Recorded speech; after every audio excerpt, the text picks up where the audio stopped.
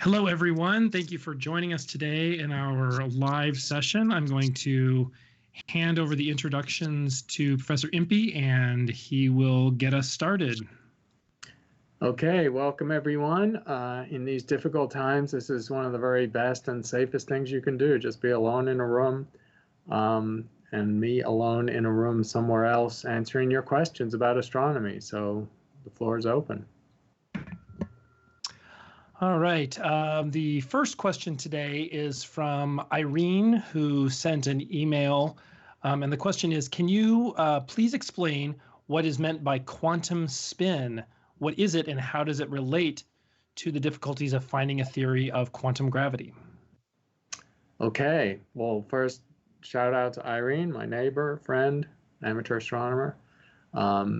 And a good question too, one we haven't had before. Quantum spin is a fundamental attribute of particles, and it's an interesting concept because it's not what you would think. It's almost inevitable to imagine the analogy with a little spinning object.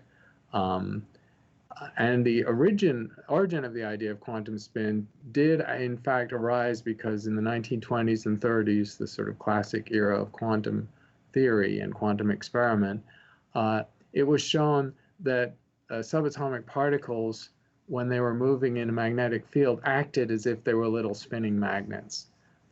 It's called the Stern-Gerlach experiment. It's one of the classic experiments of physics of the last century. And so because of that experiment and the way these particles behaved, physicists just made the analogy with spin. And it's an attribute. It implied the particles had angular momentum as well. So the fact of spin would imply angular momentum too. So why is that analogy not correct, and what does spin actually mean? The analogy is not correct because the particles themselves are not like tiny little spinning objects. For example, electrons, which were the first objects measured to have this effect, this quality called spin, are now known to be point particles. They have no size, and so it's not technically correct to think of a spinning object when an electron has no formal size in quantum theory. It's a probability cloud distribution. So it's just not like a spinning object at all. That the analogy completely breaks down. The other reason the analogy breaks down is that spin is quantized. So spin does not take any value. So this property of particles, which is really only the third property they have apart from mass and electric charge, takes particular values. For electrons and other particles called fermions that obey Fermi-Dirac statistics, the spin is half integer. And so electrons and fermions can have spins of -0.5 or +0.5. Bosons, which obey Bose-Einstein statistics, have integer spins. And so the spin of a boson could be -1, 0, or 1. And it can't be anything in between. So there's not like a continuous property. That's another reason why an analogy with classical physics breaks down. So it is a third attribute of particles beyond mass and charge. And for example, the difference between fermions and bosons matters because the attribute of fermions is that no two fermions can have exactly the same set of quantum properties. And that set of quantum properties, of course, now includes spin as well as charge, position, energy, momentum, and so on. So why is spin important? Because in any quantized theory of gravity, or a theory that unites the four forces of nature, this attribute of subatomic particles will have to be taken into account. And any super theory, if you like, of theory of everything, will have to embed what we know about spin from classical quantum theory. So spin is an attribute of particles. It doesn't really have a direct analogy with spinning objects in classical mechanics, so it's a sort of inappropriate way of thinking about it, and physicists have understood this for a long time. But it's a very core part of quantum theory, and it's experimentally confirmed thousands of times a day in labs around the world. Thank you very much. The next question is from a live viewer. G-Funk would like to know if you could provide a bit more detail on why the universe is flat. Why the universe is flat and that the universe is flat are sort of different questions. The experimental demonstration that space-time is flat on large scales is now done quite precisely using the microwave background. So the microwave background is radiation that was released 400,000 years after the Big Bang. And so that radiation has been traveling through the vastness of space-time for nearly 14 billion years. And we can measure the angular size of patches of the microwave background, the tiny temperature fluctuations that were the sources, eventually the seeds for galaxy formation, and see how the angular size of those fluctuations has or has not been magnified or demagnified over space-time as the light has traveled, the radiation has traveled. And it has not been magnified or demagnified. Magnified would imply positive spatial curvature, demagnification, negative spatial curvature. And the fact that these angular scales are unaltered over cosmic time is the proof, the demonstration that space-time is flat on very large scales. And it's flat very accurately to within 1%. So there's very little spatial curvature. Now, the why there's no spatial curvature is a more profound question. And in fact, the explanation of why there's no spatial curvature was one of the impetuses to the inflationary theory of cosmology, the idea that the universe underwent enormous exponential expansion, a tiny fraction of a second after the Big Bang. That exponential expansion has an agent or a cause that's not fully understood, but is fully connected with the unification of the four forces, possibly with string theory, but we don't know about that. But if we accept the fact of inflation, and there's some experimental evidence for it in cosmology, then that extremely rapid inflationary growth of the universe from sub-microscopic scales to beginning of macroscopic scales, meters, say, flattens out space-time completely, such that in the subsequent, more gently expanding universe that we see in Hubble expansion, the entire space-time we observe is flat because it was stretched out to be nearly flat by the exponential inflation early on. So inflation provides the mechanism, and if you like, the reason why space is flat. But that doesn't fully explain, that's an answer that begs another question, because we still have to understand the mechanism of inflation, and we don't understand that yet. All right, the next question is from Gitanjali, who sent an email. Do black holes have indefinite lifespans, or do they eventually fizzle out? Does a black hole need to keep consuming matter to sustain itself? So in principle, if a black hole had material around it, it will continue to grow. So there are two effects that compete against each other. One is the growth of the black hole by consuming matter, essentially, from its vicinity. And the other is Hawking radiation, which is the fact that a black hole has a temperature and therefore is emitting energy, or equivalently mass. And so Hawking radiation connotes the fact that black holes are evaporating. But that's a very slow process. So in the normal course of events in the present day universe, and looking a few billion years in the future, black holes are really only going to grow. They are indeed very slowly evaporating by Hawking radiation, but that effect is overwhelmed by the fact that there's mass for black holes to accrete, whether it's a black hole in a binary system, or gathering interstellar material as it moves around the galaxy, or the black holes in the center of galaxies, which can obviously dine on the gas and dust that exists in the center of most galaxies. So on this short term, whereby I mean tens of billions of years, most of the black holes are either going to stay pretty close to the same size, grow slightly, or perhaps will grow quite dramatically if there's a lot of material for them to eat, especially the big ones at the center of galaxies. Now, in the longer time scales, by which I mean hundreds of billions of years and trillions of years, the ability of black holes to grow in this way will be diminished because they will have exhausted the available fuel. Also, galaxies eventually will evaporate by a dynamical process, which leads the stars to gradually move into intergalactic space, leaving the naked supermassive black hole without anything around it, and so therefore nothing to eat and no mechanism to grow.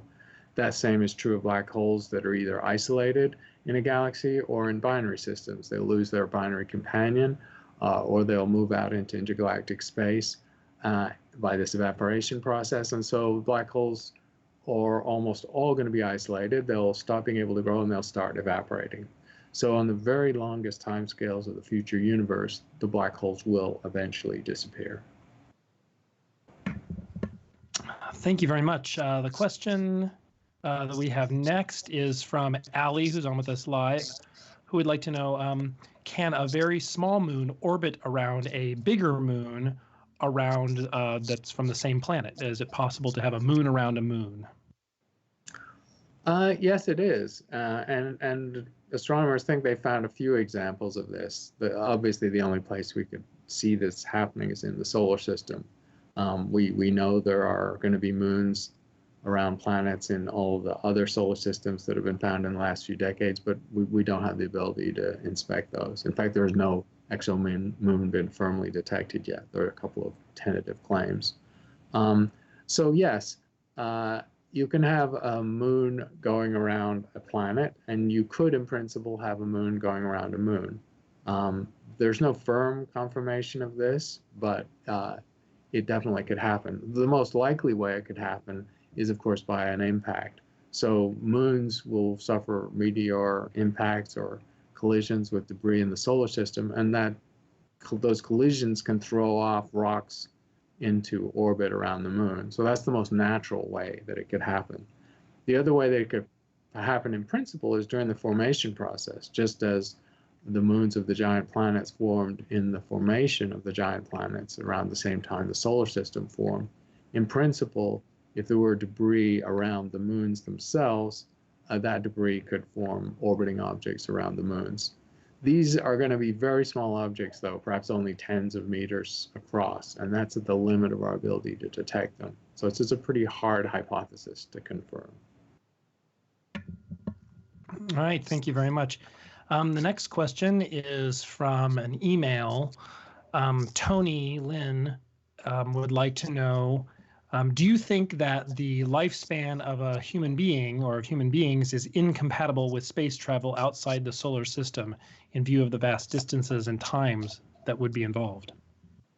Yes, without a new technology being applied, it is definitely incompatible. And we can see this because just consider the most rapid objects that humans have launched from space that have left the solar system, the Pioneer and the Voyager spacecraft. Those were sent in the 1970s and just formally left the solar system, some years ago. So that's close to half a century for the fastest object we know how to make, a small satellite, not big enough to hold a human, obviously, to leave the solar system. And that's just to the edge of the solar system. At those speeds, to get to the nearest star, just the nearest star, is thousands, or actually tens of thousands of years. So obviously impossible large time spans compared to human life. So there are two alternatives. Either we can somehow manage to accelerate objects, spacecraft that have humans on them, to larger fractions of the speed of light, much larger, because the Voyager and Pioneer space probes are tiny fractions of a percent of the speed of light. Or we can elongate the human lifespan to allow humans to reach nearby stars, even traveling at lower speeds. So the first option is really not feasible by the laws of physics.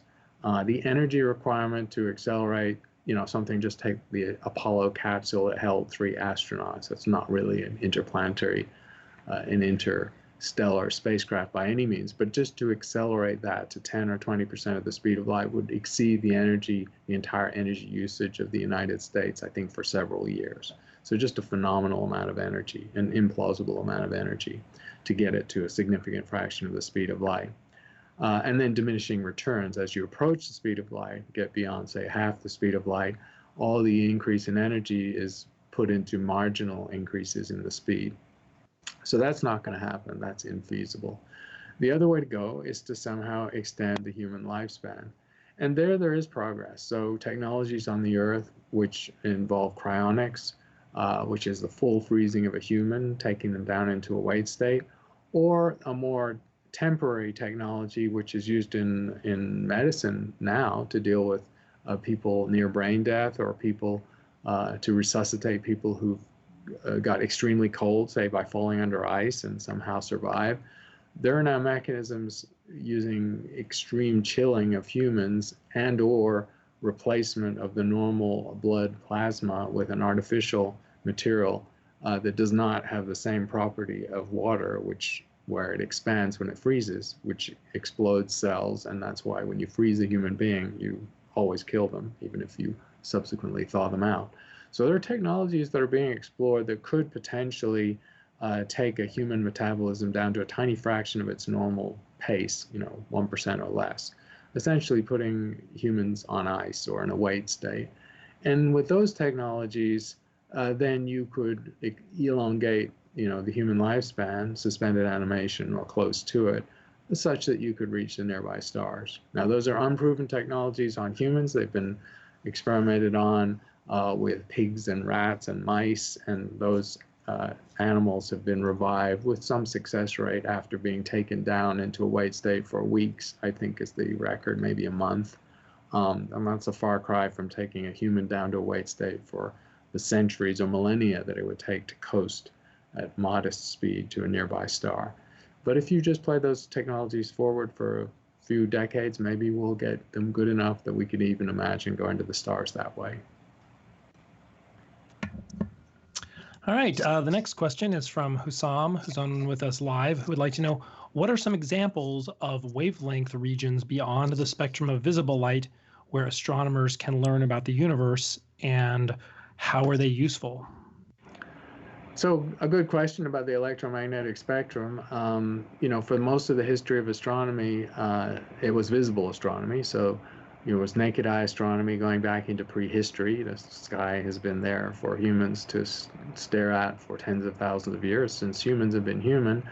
The invention of the telescope and the use of the telescope to study the sky by Galileo starting in 1609, 1610. And then early in the 20th century, the first technologies developed that allowed us to see beyond the visible spectrum. And those technologies started to emerge 100 years before. So I think in the year 1800 was the first demonstration of ultraviolet radiation and infrared radiation. It was Johann Ritter in Germany that showed there were electromagnetic waves shorter than visible light. And it was William Herschel and others actually who demonstrated there was infrared radiation, so waves longer than visible light beyond the visible spectrum. So the existence of those waves was known at the beginning of the 19th century, but it was well into the 20th century before we had the technologies to watch these radiations. And the first to develop was radio astronomy. So the techniques of radio astronomy followed on the pioneering experiments of Guglielmo Marconi in the 1920s. And so by the 1940s, the rudiments of radio astronomy existed. And we had Grote Reber, who was the only radio astronomer in the world for about a decade, and then Karl Jansky in the pioneering phase of radio astronomy. That was the first wavelength regime to be opened up. The next to be opened up in the 60s were simultaneously infrared astronomy and X-ray astronomy. Infrared astronomy just needed new kinds of detectors. X-ray astronomy needed satellites or going beyond the Earth's atmosphere because X-rays cannot penetrate the Earth's atmosphere from extraterrestrial sources. And so those two fields blossomed or emerged in the 1960s, and gamma rays followed. And so by the 1970s and the 1980s for sure, astronomy was spanning the full electromagnetic spectrum from gamma rays all the way down to meter-length radio waves. And now it's pretty standard for astronomers to use multi-wavelength methods to understand astronomical and astrophysical phenomena. And the number of uses of these radiations is too large to give a simple and short answer to. But high energy phenomena like black holes and supernovae and so on obviously produce a lot of X-rays, and low energy phenomena like the radiation within the galaxy itself produce a lot of radio waves. So, and then infrared is used to see through dusty regions to where stars form. So each of these types of radiation has its own specific uses and benefits in astronomy. Thank you very much. The next question is from one of our participants who sent an email, And they would like to know about constellations. Are the constellations permanent, and are all of the stars in a constellation the same distance from us? No is the answer to both questions. The constellations are not permanent because stars are moving in three-dimensional space. So actually, it's better to answer the second part of the question first. The stars in any constellation, the Big Dipper, say, your favorite constellation, are at different distances from each other. This is generally, but not always, true. So, for instance, parts of constellations can include stars that are bound to each other by gravity or are in the same region of space. For example, part of the Orion constellation is at the same distance, but not all the stars in Orion are. So generally, constellation stars are at very different distances, and those distances range from a few tens of light years to a few thousand light years. So really, they can be very, very far apart in three-dimensional space. They're not part of the same physical object held together by gravity. That, plus the fact that stars move in three-dimensional space as they orbit the galaxy. They will orbit the galaxy in the disk of the galaxy, which is where we're situated, but they also have random motions and vertical motions in and out of the disk. So any star in the sky that you can see has a three-dimensional motion and a vector that points in all different directions.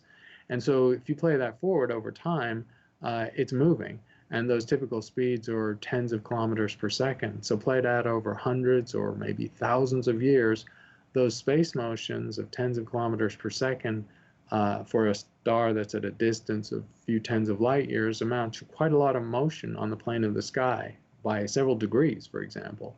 And so if you run forward time with what we know about star motions in three-dimensional space, millennia, a few millennia, and certainly 10 millennia, 10,000 years, the constellations are pretty much going to be scrambled and unrecognizably different from what they are today. The next question is from one of our live viewers, Walker Titan Ranger, which is a great screen name. Can you please explain how double stars are formed, and tell me if we have found other exoplanets like Kepler 16b orbiting multiple stars? Yes, so double stars are in several categories. Double stars or binary stars are in different categories because they are often at very different distances from each other. There are binary stars in very tight orbits of each other that are physically quite close and orbit each other on timescales of actually down to hours and maybe a few days, and even a few that bring that down into the minutes realm. And then there are binary stars that are much less tightly bound by gravity. They're still held together by gravity, and they're in much longer orbits of tens of years or hundreds of years. And how they form relates to the way we see them now. There are typically two ways binary stars are formed. One is that they're formed as a binary pair, which is to say the cloud of gas that collapsed to form the star actually forms two stars, and they're co-orbiting right from the moment of birth because they form from the same gas cloud. And that typically will explain a lot of the closer binary pairs we see out there with tighter, more rapid orbits. The ones that are on larger orbits are more likely to have been formed by capture. So the other way stars can form a binary pair is that when by close encounter, just by their random motions through the galaxy, they get close enough to each other to enter into an orbit, typically with a large ellipticity, or not a very circular orbit at all, though it may get circularized over time. And so those wider binary pairs are mostly, but not exclusively, formed by this capture process. How this relates to exoplanets is that we would imagine that exoplanets exist around stars of all kinds.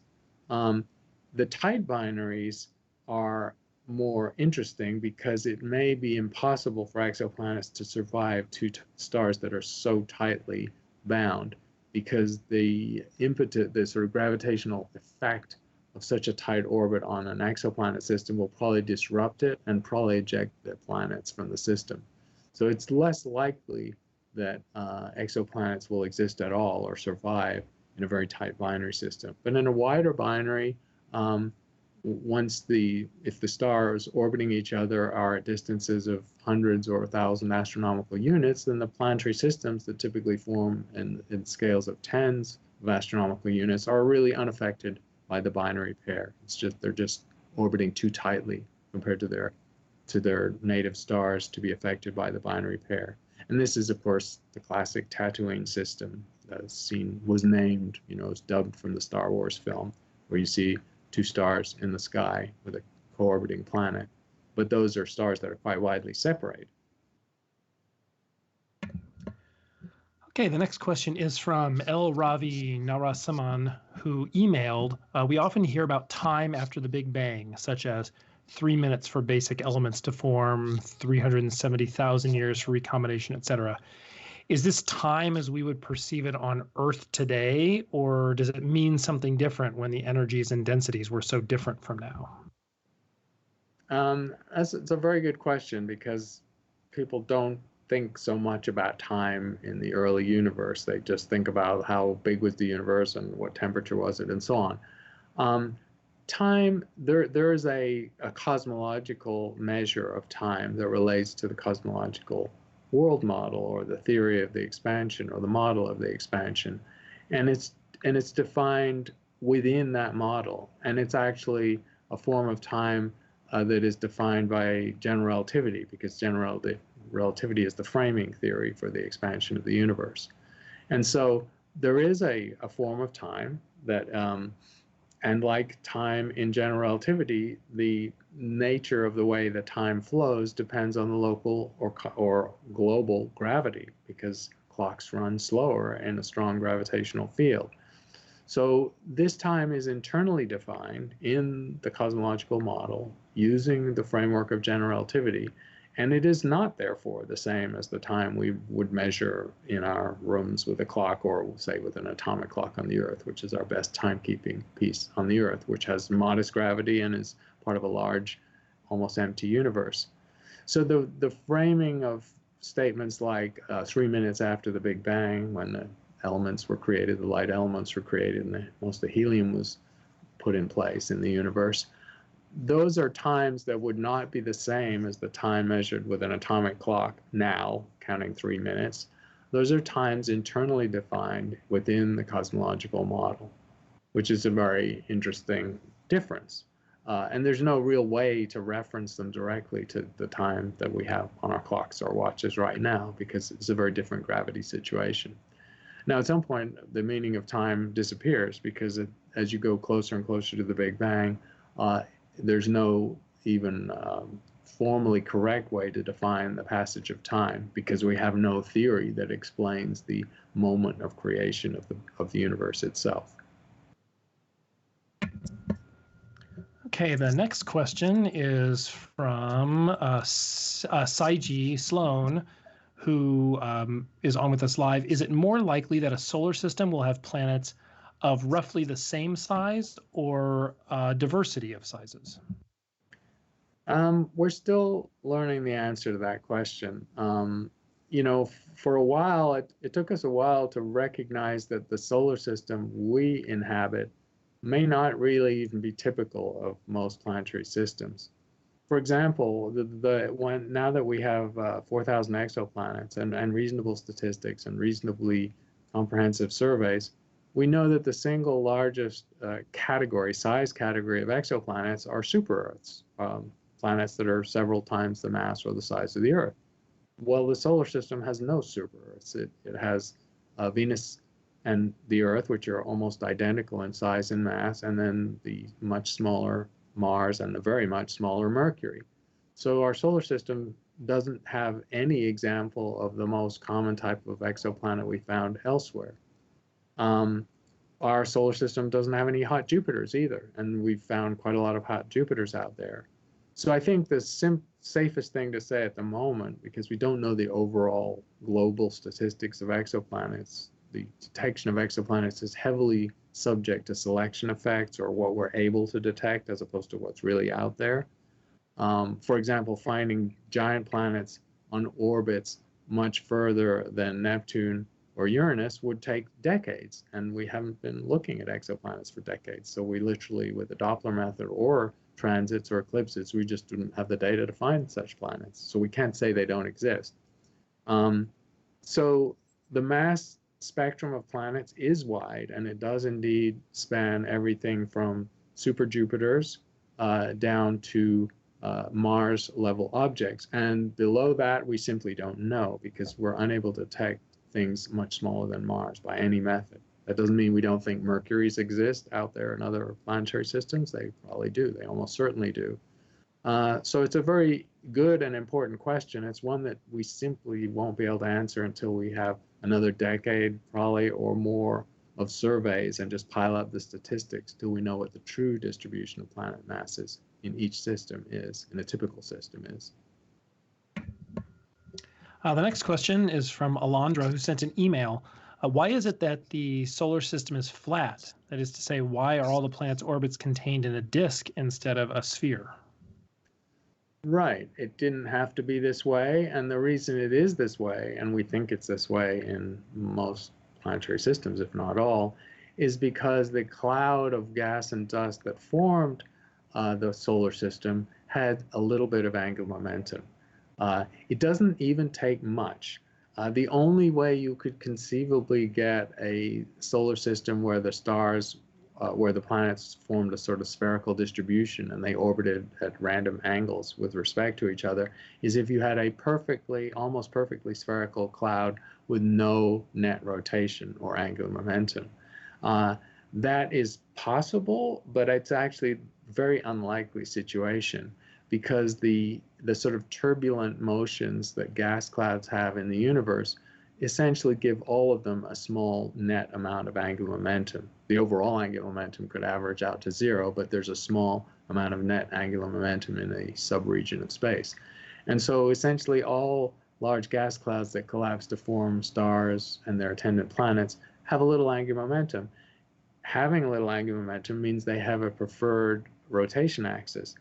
And with that rotation axis, there's a preferential collapse that occurs along the poles of the system because the collapse along the poles is not resisted by the angular momentum of the rotating system. And so you preferentially have collapse along the poles, and that naturally turns something that was large and spherical into something that's smaller and disk-like. And within that disk distribution of gas and dust, the planets form, and with the star at the center. So that's the typical scenario. And as we look at exoplanet systems, we find that that scenario is played out elsewhere. Where we can measure orbital inclinations, we have found a few systems with bizarre orbital inclinations. We found some counter-rotating exoplanets and some exoplanet systems where their orbital angles are quite different from being in the plane of the equator that we might expect for our solar system, but it's a very small minority. Most of them look like our solar system, and that's because we think they formed in the same way. All right, the next question is from one of our live viewers, but then we also had a related question from an email from Tina. So William asks, can you say anything more about the nature and origin of dark energy, except that it spontaneously comes out of otherwise empty space? And what would happen if normal matter and dark matter collide? We unfortunately can say very little more about dark energy, astronomers can, than they could a few years ago. So our observational handles on dark energy are very limited. It was detected or inferred by the accelerating expansion of the universe. And as the question implied, it's a property of the vacuum of space where it imputes sort of negative pressure, if you like, on the space-time and causes it to accelerate in the distance between any 2 points over time. And that's about all we know about it. The only other thing we know is that the strength of dark energy does appear to be independent of both time and space, and that means it's very much like Einstein's original cosmological constant. And that's about it. We don't have a physical mechanism And so we're, in a high state of ignorance there.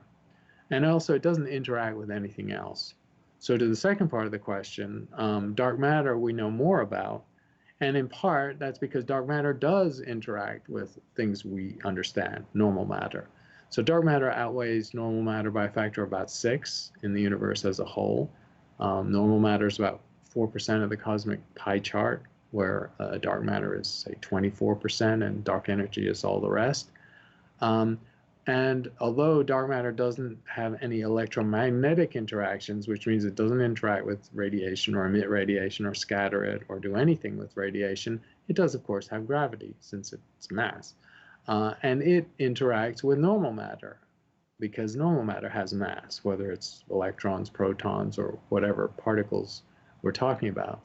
And so we've learned about dark matter by the way normal matter and dark matter interact in the halos of galaxies, over the history of the universe, but more particularly in collapsed objects, like galaxies themselves, large and small, clusters of galaxies, superclusters, and these very special regions of space where we see clusters of galaxies interacting with each other. And we see the dark matter and the normal matter interacting in different ways in these clusters, which is a telltale for the properties of the dark matter and how they relate to normal matter. So yes, the interactions between normal and dark matter by gravity have told us most of what we know about dark matter, actually. In kind of a follow-up question, one of our live viewers would like to know if you think that black holes could be a way that we could learn more about dark matter or dark energy. Possibly. To address the highest level question in this regard, could black holes be dark matter or be some component of dark matter? There, at least, we can answer definitively no. So we pretty much know what the populations of black holes in the universe are. The limits on microscopic or tiny black holes are kind of weak, but there are good reason to believe they aren't dominant in the universe. But stellar mass black holes and even the large ones at the center of galaxies, you take them all together and they amount to, I think it's 0.003% of that cosmic pie chart.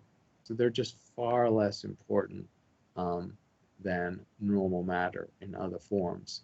And also, they're not going to tell us much about dark matter because dark matter is distributed on large scales.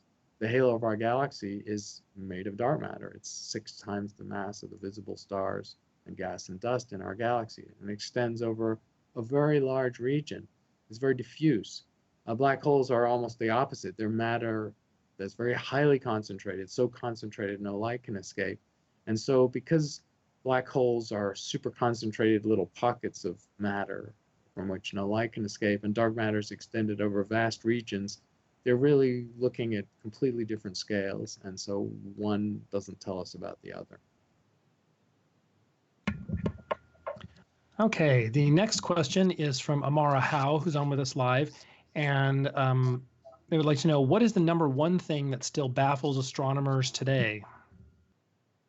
Well, in the list of things that baffle astronomers, I'd say dark energy is, for me, I'm a cosmologist, comes top of the list because it's the dominant ingredient of the universe, causing the accelerating expansion of the universe, and we don't know what it is. So I think that sits right at the top of the list. And it's actually been hard to make much progress in the last 10 or 20 years. There's some big surveys coming up, such as with the Large Synoptic Survey Telescope, a telescope for which we've made the mirrors. The primary and secondary mirror here at Steward Observatory. It's going to go in Chile. It's a national project funded by the National Science Foundation, open to everyone, national facility. It's going to do deep surveys of the skies and map out dark energy with a precision and at a level and at a scale that hasn't been done before. And hopefully that might tell us something about it. But it's the best bet. And there are a few other satellite missions that have been proposed that might tell us more about dark energy. But even then, given our ignorance, the prospects of learning more are not great. Theoretical progress, unfortunately, it's hard to tell because there are some clever ideas and theories out there, and at the moment we're stuck because we just don't know how to test them. So for me, that's top of the list. The next question is from an email from Pashupati, who asks, which moon, in your opinion, is the best candidate for active research regarding habitability? Europa, Enceladus, or Titan, or is there another one? I would have to say Europa, just because it's a water world. We already know that it's almost entirely made of water, covered with ice. The water depths on Europa are probably tens of kilometers, and the ice cap on top of that is anywhere between half a kilometer and a few kilometers thick. Also, we know, even though this is very far, it's 5 times further from the sun than the Earth is, so it's very cold out there where Europa is. Europa has interior heat caused by the fact that it's a substantial moon. It has its own geological heating, but more importantly, it has tidal heating caused by flexing. It has an elliptical orbit around Jupiter, and it has some tidal flexing because of that. So it has some component of tidal heating, some component of geological heating, and that means there's tepid heat coming from the interior and filtering up into that ocean. So that water, of the chemical nature of which we really don't understand at the moment, has sufficient temperature to potentially host life, because we know of life that exists in very, very cold environments on the Earth. So for me, that's the #1 habitable moon to study. And there are some missions that are being planned and proposed that will take us some way along the road to figuring out whether Europa does host life. All right, the next question is from a live viewer. Pacornin would like to know, how do we know for certain that a meteorite we find comes from another place, another planet, so Mars, for example, or the moon? Yeah, so it's a good question, because there's a big market in fake meteorites. Some meteorites just look like rocks, if they're carbonaceous meteorites, and they just look like kind of fragmented or messed up rocks. How do you know? So for those more exotic meteorites, the ones being talked about, the ones in the question from the moon and Mars, there we do have a good reference point. If you take slices from within the meteorite or samples and subject them to a lab analysis, we have a comparison, because the moon, for instance, we've gone and brought back close to 500 kilograms of moon rocks.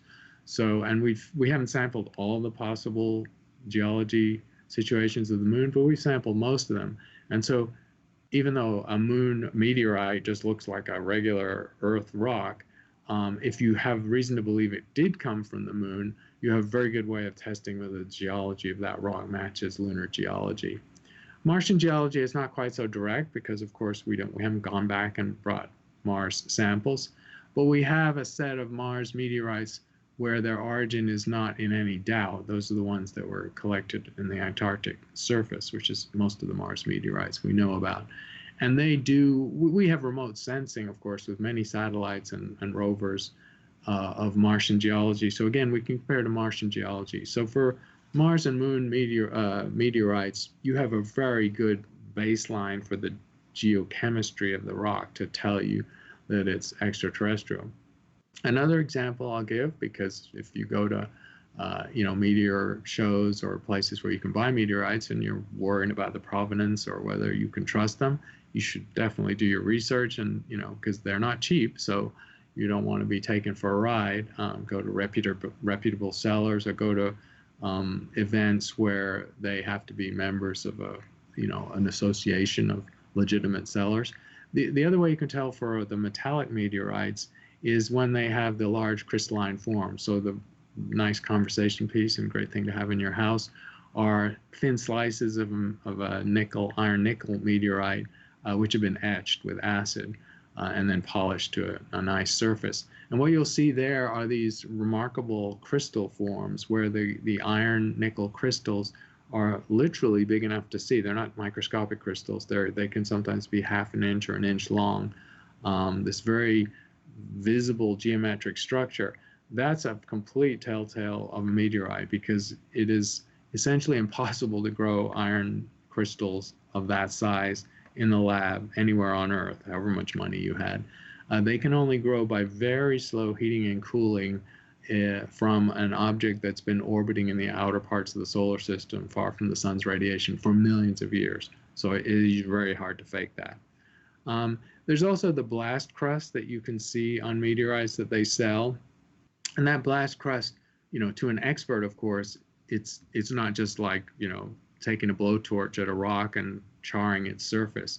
It is actually partially melting and crystallizing and then fusing the rock. So the blast crust on a meteor, caused by its interaction with the Earth's atmosphere at very high speed, is also something that's pretty hard to fake. But to the casual eye, if you didn't know what you were looking at, you might be taken for a ride. So be careful with meteorites, but they are amazing things to have in your house, and they're not so expensive to be out of the range of affordability for most people. Thank you very much, Chris. The next question is from Andres Lopez, who's on with us, who's on with us live. Who would like to know, could a star have a stable orbit around a neutron star or a black hole?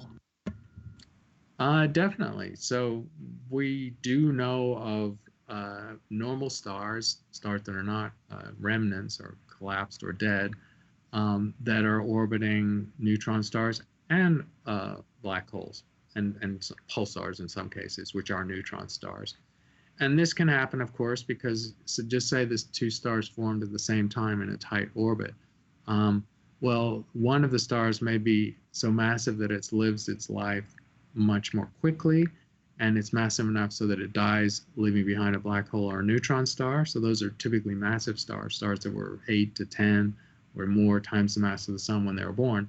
And if they are formed in a tight orbit around a star that's more like the sun itself, or a couple of times the mass of the sun, those stars would still be living where the more massive companion had died, having a much shorter life. So it's actually fairly routine, given that we know that the majority of stars are not single stars, but are in binary or multiple systems.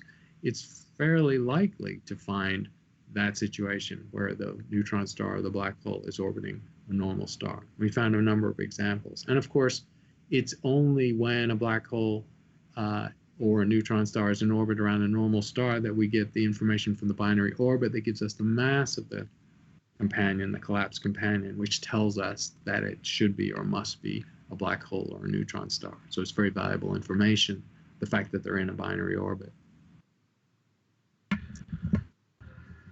Thank you very much. The next question is from an email. The question is, can you please explain how the cosmic microwave background remains everywhere around us still? Why hasn't the moment of release of radiation passed us by? Right. This is one of the confusing parts of cosmology, because the way to think of it is that the universe is an expanding situation of space-time, and we're embedded in it. So we're not outside of it. It's all around us. And when we look out in every direction, we see galaxies moving away from us. And then when we look far enough away from us in any direction, we are looking back in space far enough and long enough to see the microwave radiation released from the Big Bang, 400,000 years after the Big Bang, when the radiation could travel freely without it interacting. And so because it's the entire universe that had a particular temperature that reduced over time, that temperature is all around us in every direction. At the time the radiation that we see with microwave telescopes was released to travel freely through the universe was about 1,000 times smaller and 1,000 times hotter than it is now. So that temperature was about 3,000 Kelvin. And so that radiation was essentially visible light, red light waves, dull red light. After a factor of 1,000 expansion, that radiation has been stretched by the redshift of the expansion by a factor of 1,000 into microwaves. But those microwaves are still all around us. So the microwaves that would have been all around you 400,000 years after the Big Bang in a hot, small, dense universe is the same radiation subsequently stretched by expanding space-time that we see around us now, a much cooler form of radiation, only 3 degrees above absolute zero. And played forward into the future, the same thing happens. the microwaves will continue to be stretched by expansion, continue to be reduced in energy and lowered in temperature, until in the far future we'll be surrounded by extremely feeble radio waves with temperatures of a tiny fraction of a degree above absolute zero. So the microwaves are everywhere. They're all around us because the Big Bang was everywhere, because the universe as a whole has been expanding since this time 14 billion years ago. And so kind of a related question, Gabrielle Martinez, who's on with us live, has a question about the Hubble Ultra Deep Field. How is it possible to take pictures of galaxies at 13 billion light years away, since that's almost the same time as the Big Bang? It is almost the same time, and it's as close as any telescope has managed to get. So by really pounding away with long, long exposures on one small patch of sky, the Hubble Space Telescope has gone back to close to the dawn of time. Remember, Hubble is a smallish telescope, wouldn't crack the top 50 in the world's largest telescopes, but it's in space. It's got exquisite imaging cameras, and so it's very sensitive. And when you stare at a piece of sky for weeks, you're going to get a very deep image. So the Hubble Ultra Deep Field has indeed seen galaxies where spectroscopy measures their redshift, and comparing and then putting it into an expanding universe model, you can say how long ago that object is being seen, what's the look back time. And indeed, the largest look back times for any galaxy seen so far are over 13 billion years, about 13.2, 13.3 billion years. That is still less than the age of the universe. And so we think it took a couple of 100 million years after the Big Bang for the first galaxies to form. So the Hubble Space Telescope is seeing almost back to the first galaxies forming, but not quite. It will indeed take the James Webb Space Telescope to be launched, due to be launched next year, that may be pushed back now until 2022, to see the very first galaxies in the universe, to push back a few 100 million years more to very close to the Big Bang itself.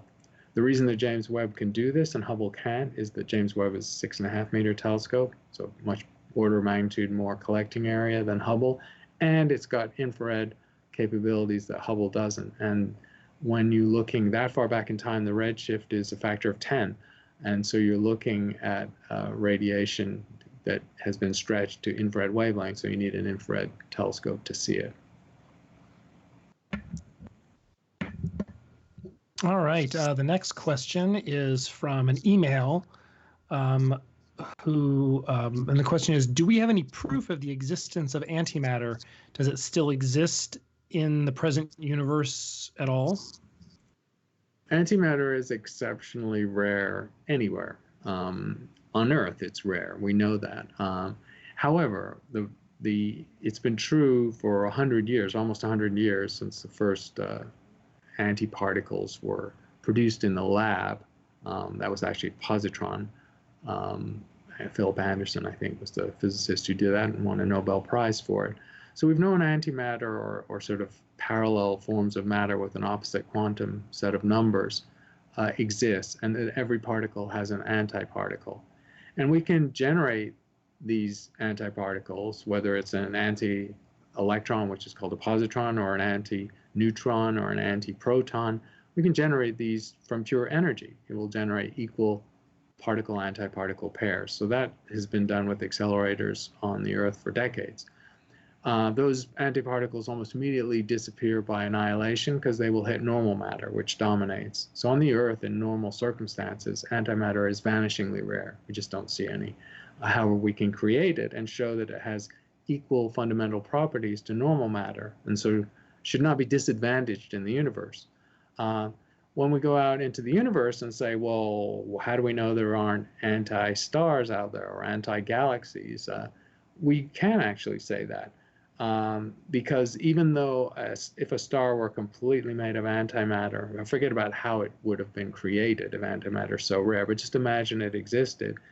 It doesn't exist in a complete vacuum. The vacuum of interstellar space is not a perfect vacuum, nor the vacuum of intergalactic space. And so a star would interact with normal matter at some point, falling into it, or it would be passing through it, or various things like that. And that would create gamma rays. So matter and antimatter annihilating create gamma rays. And essentially, gamma ray astronomy has been good enough for several decades to prove that there are no anti-stars out there. There are no anti-galaxies out there. There are no big chunks of the universe, say, that are all antimatter, whereas our chunk of the universe is matter. Because at the interfaces of those zones or regions, you would see gamma ray emission, and we have great sensitivity to that. So we can now say, on all scales, from the Earth and the lab up to the universe as a whole, the universe is almost overwhelmingly matter. And so the question turns to, why is the universe only matter when matter and antimatter have an equal footing in quantum theory? And there we come back to theories of cosmology which suggest a tiny asymmetry in the properties of nature at the point of the unification of 3 of the 4 forces, all except gravity. And these are speculative theories. So we don't actually have a full explanation why antimatter is so rare in the universe. But the experimental fact that it is rare in the universe has been with us for decades.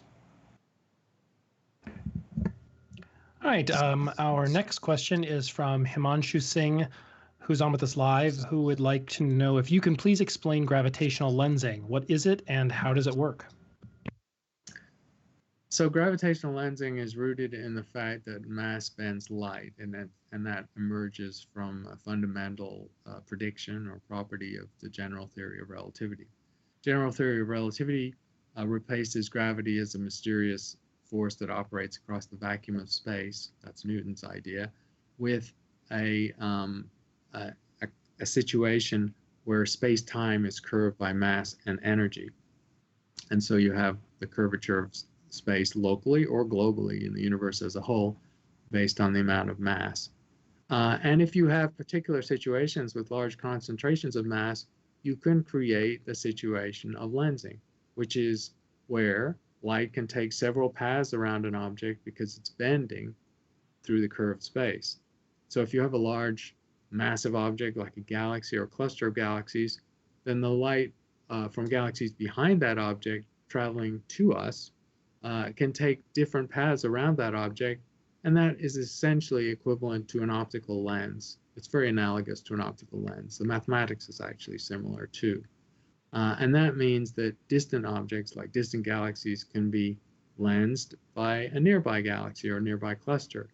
And just with optical lensing, it can magnify or sometimes demagnify the distant object. And so lensing follows a formalism that actually is specified by general relativity and by gravity, but it is quite analogous to optical lensing in the sense that you're bending light, you're magnifying it, you're distorting it if the lens is not symmetric. And these are effects that we've now seen hundreds of times in the universe. All right, thank you very much, Chris. This is going to be our last question for today. Can you talk about what, this is an email question, what is the difference between a brown dwarf and a gas giant apart from their origin, and how do astronomers identify which is which? Right, that's a good question because there is a continuum of mass in objects that collapse and form by gravity. And at some point, you have to make the sort of distinctions. And the fundamental distinction is between a star and not a star. And that is corresponds to the fusion limit, and that corresponds to about 8% of the mass of the sun. So for a gas cloud that collapses and has less than 8% of the mass of the sun, the central temperature will never reach beyond a few million Kelvin, sufficient to do the first stage of nuclear fusion, which would be creation of deuterium from hydrogen. And so something below that level is going to be called a brown dwarf because it's not a normal star. And its fate, of course, is just to be a warm, possibly quite hot cloud of gas. It can be thousands or tens of thousands or hundreds of thousands of Kelvin at the center, but it's not hot enough for fusion to occur, so it's not a star, and it will gradually cool and fade away to black. So that's a brown dwarf. And where does that go in the spectrum with gas giants? Well, it seems that there's a sort of a gap.